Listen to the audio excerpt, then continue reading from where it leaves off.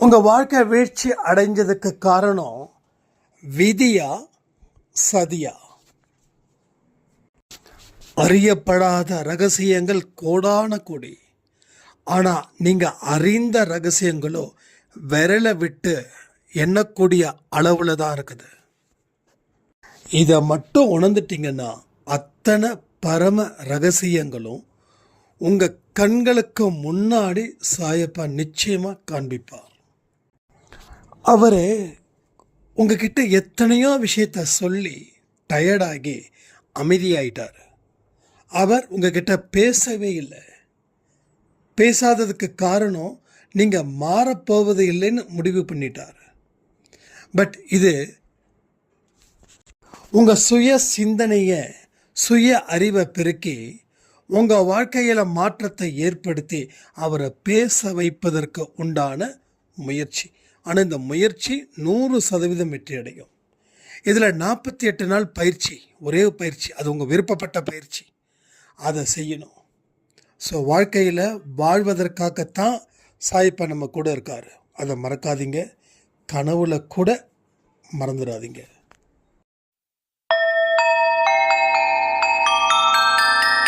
ஓம் சாயிரா சாயிரா, ஓம் சாயிரா சாயிரா, ஓம் சாயிரா சாயிரா, அன்பே சாயிரா, பேரன்பே சாயிரா, அகிலம் தளிக்க ஆத்மா விழிக்க அனுதினம் சாயிரா, எங்கள் அன்பே சாயிரா.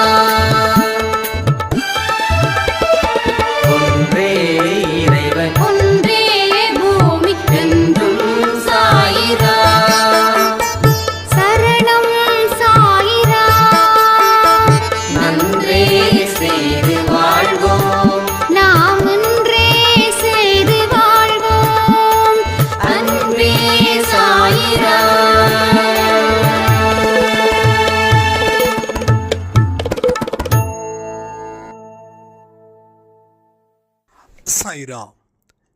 என் உயிரின் உயிரானவர்களே, நிஜமாகவே என் முன்னாடி 3 விதமான குணங்கள் எரிக்கப்பட்டது. நான் எதை நினைச்சே காத்துக்கிட்டு இருந்தேனோ அது எனக்கு இந்த பதிவில் கிடைச்சது.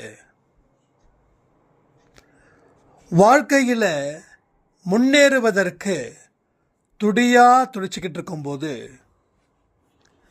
நம்ம வாழ்க்கையில் விதி தான் நம்மளை எல்லாத்தையும் சதி பண்ணுதுன்னு நினச்சேன்.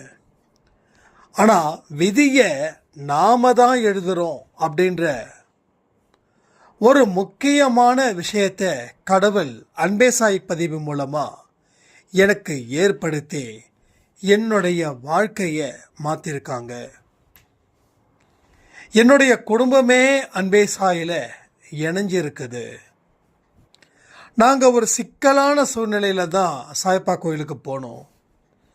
அங்கே போனதுக்கப்புறம் அங்கே இருக்கிற ஒரு சாய்ராம் நீங்கள் இந்த பதிவை கேளுங்க, சாயப்பா உயிரோடு இப்போ இருந்தால் என்னென்னலாம் சொல்லியிருக்காரோ அது அத்தனையும் அந்த பதிவில் சொல்லப்பட்டதா நான் உணர்கிறேன் அப்படின்னு ஒரு 60 தாண்டி இருக்கிற ஒரு பெரியவர் எனக்கு அந்த கோயிலில் உங்களுடைய பதிவை லிங்க் அனுப்பியிருந்தார். நான் அவரோட காலில் விழுந்து கும்பிட்டுட்டு அந்த பதிவை கேட்க ஆரம்பித்தேன். ஒவ்வொரு பதிவுகளாக இப்போ வரைக்கும் கேட்டுட்ருக்கேன். ஸோ கடவுள் நிச்சயமாக இந்த குடும்பத்தை ஆசீர்வதிக்கிறார் அப்படின்ற ஒரு அர்த்தத்தை என் மனசில் ஏற்படுத்தியிருக்காரு. அதற்காக நன்றி அப்படின்னு சொன்னாங்க. ஸோ நம்ம வாழ்க்கையில் அப்படிப்பட்ட ஒரு விஷயங்கள் நடக்கக்கூடிய இடமா இந்த அன்பே சாய் குடும்பம் இருக்குது. நாம் அதன்படி வெற்றி நடை போட்டுக்கிட்டு இருக்கோம். இங்கே அன்பேசாய் குடும்பத்தில் இருக்கிறவங்களுக்கு தோல்வி அப்படின்றது ஒரு அல்வா சாப்பிட்றது போல. எவ்வளவுதான் கஷ்டங்கள் வந்தாலும் நமக்கு அந்த கஷ்டத்தை தாண்டுற ஒரு சக்தியும் அந்த கஷ்டத்துக்கு பின்னாடி கிடைக்கக்கூடிய ஒரு அற்புதமான லைஃப்பும் எனக்கு தெரியுது அப்படின்னு இன்னொரு சாரம் சொல்லியிருந்தாங்க. ஸோ ஒரே விஷயம்தான்.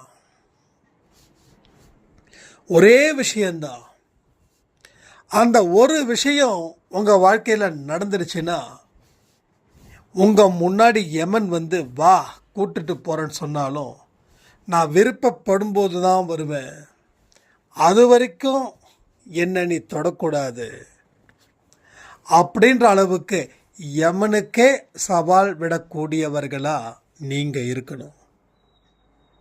அதுக்கு எல்லாத்துக்கும் இது ஒன்று தான் விசேஷமான பயிற்சி. இதை சரி பண்ண உங்கள் வாழ்க்கையில் எல்லாமே நடக்கும்.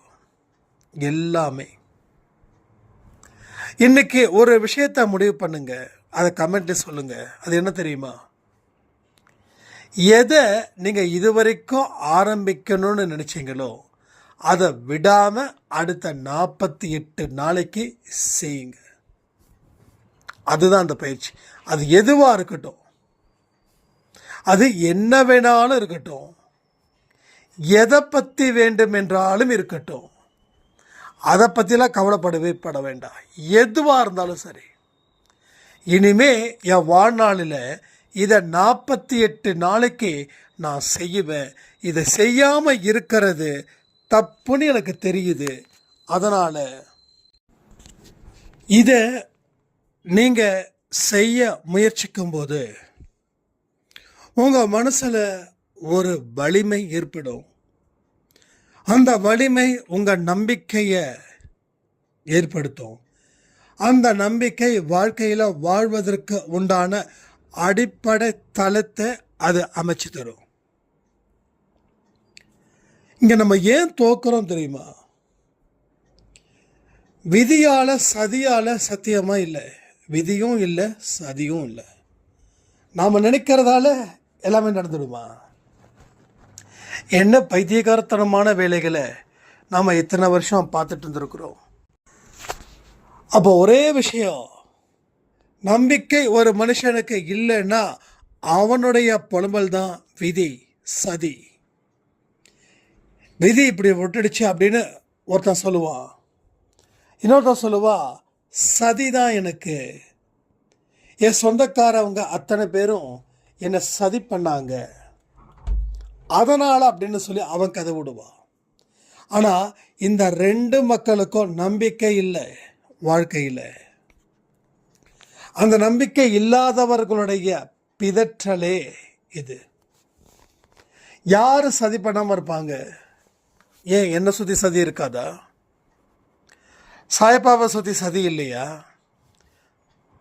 உங்கள் அம்மா அப்பாவை சுற்றி சதி இல்லையா? இந்த நாட்டையே ஆள்கின்ற பிரதமருக்கு சுற்றி சதி இருக்காதா? சிஎம்க்கு சதி இருக்காதா? எல்லா இடத்துலையும் சதி இருக்கு, எல்லா இடத்துலையும் விதி இருக்கு. ஆனால் நம்பிக்கை இல்லைன்னா நீ சதியை நம்பணும், விதியை நம்பணும். நீ எதை நம்புறியோ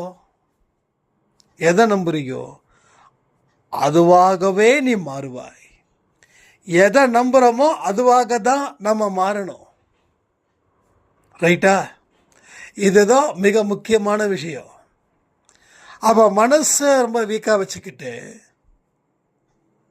தோல்வி வராமல் வெற்றியாக வரும். உடல் பலம், மனபலம் நிறைய பேசியாச்சு. ஆனால் அது சரி பண்ண முயற்சி பண்ணாதப்போ சாயப்பா என்ன சொன்னாலும் உங்கள் காதில் ஏற மாட்டேங்குது. அவர் அமைதியாக ஆயிட்டாருன்னா அது ரொம்ப கஷ்டம். அவர் திருப்பி பேசலைன்னா அவர் உங்களுக்காக எந்த இடத்துலையும் செயல் புரிய மாட்டார்னு அர்த்தம். உங்கள் அப்பா அம்மா இருக்காங்க, நீங்கள் தப்பு பண்ணுறீங்க, அவங்க எதுவுமே பேசலை, அது சுதந்திரம் நினச்சிப்பீங்களா? நீங்கள் சுதந்திரம் நினைக்கலாம். ஆனால் எந்த பிரச்சனையால் உங்கள் மனசு ரொம்ப பாதிச்சிருக்குதோ அதற்காக நீங்கள் அவங்கக்கிட்ட ஹெல்ப் கேட்கும்போது கூட அவங்க திருப்பி பேச மாட்டாங்க. அப்போ பேசாததுக்கு சந்தோஷப்பட்டியே, இப்போ பேசாததுக்கு ஏன் வருத்தப்படுறேன்னு கேட்பாங்க. ஸோ நிறைய பேரோட வாழ்க்கையில் சாயப்பா பேசலை, அதுதான் பெரிய பிரச்சனை. ஏன்னா நீங்கள் ஏதேதோ ஒரு கணக்குகளை வச்சுக்கிட்டு அந்த கணக்கு தான் சரி அப்படின்றீங்க. ஸோ நீங்கள் பார்த்த கணக்குன்றது தப்பு. ஏன்னா உங்களுக்கு மேக்ஸ் தெரியாது. மேக்ஸ் மாஸ்டர்கிட்ட உங்கள் கணக்கு தப்பு, என் கணக்கு தான் சரின்னா மேக்ஸ் மாஸ்டர் உங்களை அடிக்கவோ திருத்தவோ முயற்சி பண்ண மாட்டார், அமைதியாக போயிடுவார். அவர் அமைதியாக போகிறதால நீங்கள் பண்ணுறது சரின்னு அர்த்தம் இல்லை. உன்னை திருத்த முடியாது, நீ திருந்தக்கூடிய கேஸ் இல்லைன்னு அந்த மாணவனை தண்ணி தெளித்து விட்டுடுவார். அதுபோல தான் இங்கே என்னையும் தண்ணி தெளித்து விட்டார், உங்களையும் தண்ணி தெளித்து விட்டார். அதை இப்போ நம்ம சுய அறிவின் மூலமாக புரிஞ்சுக்கிட்டு தெரிஞ்சுக்கிட்டு வாழ்க்கையில் அடுத்தடுத்த அடிகளை எடுத்து வைக்கும்போது இப்போ அவர் பேசுவதற்கு உண்டான நேரத்தை நாம் சுய அறிவின் மூலமாக சுய சிந்தனையின் மூலமாக ஏற்படுத்துகிறோம். உறுதிப்படுத்தும் விதமாக இந்த பயிற்சியை நீங்கள் செய்ய செய்ய உங்களுடைய நம்பிக்கை அப்படின்ற ஒரு விஷயம் மேலோங்கி நிற்கும். அது கீழே இருக்கிறதால தான் கண்டதெல்லாம் மேலே வந்திருக்குது. கண்டதெல்லாம் நாம் விருப்பப்படாததெல்லாம் ஆதிக்கம் பண்ணுது. நாம் விருப்பப்படுறது நமக்கு நடக்கலை. விருப்பப்படாத விஷயங்கள் நம்மளை நிறைய கட்டுப்பாட்டுக்குள்ளே கொண்டு வச்சிருக்குது. இதெல்லாம் தேவையில்லாத ஆசைகளால் நாம் எதிர்பார்த்தோமோ அது எல்லாம் நடந்துச்சு. நடந்ததுக்கு அப்புறம் அதில் இருந்த துன்பங்கள் காட்டு தீ போல பரவுச்சு. அப்போது இந்த டைம்லையாவது நாம் இதை பயன்படுத்திக்க முயற்சி பண்ணலாமே. இதனால் என்ன பிரச்சனை? No problem. எல்லாமே ப்ராப்ளமா? எஸ். எல்லா ப்ராப்ளத்துக்கும் தீர்வு இருக்குதா? எல்லாமே தீர்வுகள் சாயப்பாக்கிட்டே இருக்குது. எத்தனை பிரச்சனைகள் இருக்கட்டும், லட்சம் இருக்கட்டும், கோடி இருக்கட்டும், மில்லியன்ஸ் இருக்கட்டும், எல்லா விஷயத்தையும் அவர் சரி செய்யணும், சரி செய்வார். ஏன்னா அவர் தான் நமக்கு வாக்குறுதி கொடுத்துருக்கார். என்னை நம்புறல்ல, உன் வாழ்க்கையில் எல்லாமே நடக்கும்னு. என்னை நம்பி என்கிட்ட உன் வாழ்க்கையை ஒப்படைக்கிறல்ல, ஒப்படைக்கப்பட்ட வாழ்க்கையை நான் நல்லபடியாக உனக்கு திருப்பி தருவேன். அப்போது அவரை நம்பி நீங்கள் ஒப்படைக்கணும். ஆனால் அது நம்பிக்கையோட அடிப்படையில் ஒப்படைக்கணும். ஸோ நம்பிக்கை எப்படி வரும்? உங்கள் வாழ்க்கையில் உங்கள் செயல்பாடுகளை வச்சு தான் அந்த நம்பிக்கை வரும். அப்போ செயல்படக்கூடியவர்களுக்குத்தான் கடவுள் முக்கியமான வாழ்க்கையை கொடுப்பார், செயல்படுறவங்களுக்கு. ஏன்னா அவங்க தான் நம்பிக்கையின் அடிப்படையில் வாழக்கூடியவர்கள். ஒரு சின்ன வாய்ப்பை கூட சரியாக பயன்படுத்திக்கிறவர்கள் யார்? நம்பிக்கைக்குரியவர்கள். எவ்வளவு பெரிய வாய்ப்புகளையும் பயன்படுத்திக்காமல் இருப்பவர்கள் அவநம்பிக்கையில் இருப்பவர்கள். நீங்கள் நம்பிக்கையின் அடிப்படையில் இருக்கணுன்றது அவருடைய விருப்பம். அந்த நம்பிக்கைக்கு தான் நான் சொல்கிறேன், இதை செய்யணும் அப்படின்னா அது என்ன ஆனாலும் சரி, உயிரே போகிற மாதிரி இருந்தாலும் சரி, அதை செஞ்சுட்டு உயிர் போகட்டும். ஏன்னா அந்த அளவுக்கு மனக்கட்டுப்பாடை நீங்கள் அதிகரிக்கணும். ஏதோ ஒரு விஷயத்தை எடுத்துக்கோங்க, ஒரு தீங்கான விஷயத்தை எடுத்துக்கணும். எது உங்களுக்கு தீங்கு இழைக்குதுன்னு பாருங்கள். சோம்பேறித்தனமா, கவலையா, கண்ணீரா? ஸோ இதில் ஏதாவது ஒரு டாஸ்க் அதை இன்னையில் இருந்து எடுத்துக்கோங்க. அடுத்த 48 நாளைக்கு அதை காப்பாற்றுங்க. ஃபார் எக்ஸாம்பிள், நான் வந்து கண்ட நேரத்தில் தூங்குறேன் அப்படின்னு ஒரு விஷயம் எடுத்துக்கிட்டா ஓகே, இனி நான் 48 நாளைக்கு தூங்க வேண்டிய நேரத்தில் மட்டும்தான் தூங்குவேன். இதுக்கும் நம்ம லைஃபுக்கும் பிரச்சனை தீருமானு கேட்குறவங்க மத்தியில் ஒன்றே ஒன்று சொல்லுவேன். நீங்கள் கண்ட நேரத்தில் தூங்குறதால உங்கள் மூளை வேலை செய்யாமல் போகுது. கண்ட நேரத்தில் தூங்குறவங்க சரியான நேரத்தில் தூங்க முடியாமல் தவிப்பாங்க. சரியான நேரத்தில் தூங்க முடியலன்னா உடம்புல இருக்கக்கூடிய உறுப்புகள் இருக்கு இல்லையா, அது அத்தனையும் பாதிக்கப்படும். அதிகமாக பாதிக்கப்படுறது லிவர், கிட்னி, இவைகள் எல்லாம். ஸோ எல்லாமே வாழ்க்கைக்கு அர்த்தம் இருக்குது, லிங்க் இருக்குது. லிங்க் இல்லாமல் எதுவுமே இல்லை. அதனால் என் பிரச்சனைகளை மட்டும் நான் தீர்ப்பதற்கு வழிகள்னா அது எதுவுமே இல்லை. அப்படி ஒரு வழிகள் இருந்துச்சுன்னா எல்லாரும் அந்த வழிகளை கண்டுபிடிச்சி எல்லோரும் சிறப்பாக வாழ்ந்துட்டுருப்பாங்க. பட் அது கிடையாது, அது எங்கேயுமே இல்லை. அது எந்த சாமி கிட்ட போய் கேட்டாலும் அந்த சாமி கண்டிப்பாக கொடுக்காது. இல்லை நான் தான் சாமி அப்படின்னு சொல்லக்கூடிய ஆசாமி ஃப்ராடு பசங்க இருக்காங்க இல்லையா, அவங்கக்கிட்ட போனாலும் அது நடக்காது. ஸோ உங்களுக்கு உள்ளதான் அந்த மருந்து, அந்த மகத்துவம், அந்த சக்தி எல்லாமே இருக்குது. அதை தாண்டின சக்தி எதுவுமே இல்லை. ஓப்பனாக சொல்லணும்னா you are a power, you are a god, you are a miracle. நீங்கள் தான் அதிசயம், நீங்கள் தான் கடவுள், நீங்கள் தான் சக்தி. அதை உணரும் தன்மையில் உணரணும். நான் சொல்கிறதால நீங்கள் உணரப்போவது இல்லை. ஏன் தெரியுமா? ஏன்னா அவநம்பிக்கையின் பிறப்பிடமாக நீங்கள் இருக்கும்போது இதை நான் சொன்னால் நம்பலாம், ஆனால் முழு நம்பிக்கை இருக்காது. அப்போ இது யார் நம்புவாங்கன்னா செயலாற்றக்கூடியவர்கள். யார் செயலாற்றுவாங்க தெரியுமா? வாழ்க்கையில் கண்ட இடத்துல எதிர்ப்புகள் இருக்கிறவங்க அந்த எதிர்ப்புகளுக்கு மத்தியிலும் சிறப்பாக வாழ்ந்துட்டுருப்பாங்களே அவங்களுக்கு தான் அந்த உணர்வு நிலை வரும். You are a power, yes நான் தான் சக்தி. ஏன்னா என்னுடைய ஆன்மாவும் கடவுளோட ஆன்மாவும் இணைக்கப்பட்டது. ஸோ இணைச்சா யாருங்க? நம்மெல்லாம் ஆன்மாவுடைய துகள்கள், கடவுளோட ஆன்மாவோட துகள்கள். இது எல்லாத்தையும் ஒன்றிணைச்சா பரமாத்மா, ஜீவாத்மா. அப்போ நாம் யார்? We are a god. அப்போ எல்லாருமே கடவுளா? பாபா படத்தில் வந்து தலைவர் கேட்பார், அப்போ நான் கடவுளா? எஸ் நீ கடவுள். மகாவதர் பாபாஜியோட வார்த்தைகளில் நீ கடவுள், நீயும் கடவுள், அவருடைய துளியில் நீயும் ஒரு துளி. முடிஞ்சிடுச்சு, இவ்வளோதான், வேறு ஒன்றுமே இல்லை.